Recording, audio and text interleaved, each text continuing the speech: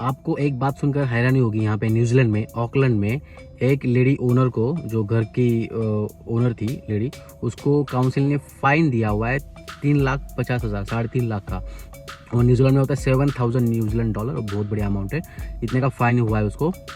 क्या करी थी वो? जस्ट कबूतरों को खाना खिला रही थी डेली बेसिस पे।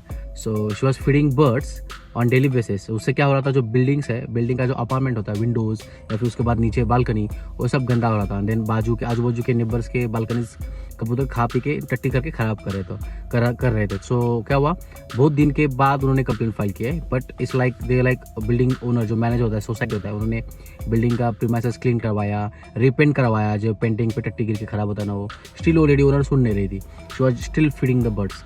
फिर भी वो खाना खिला रही थी कबूतरों को।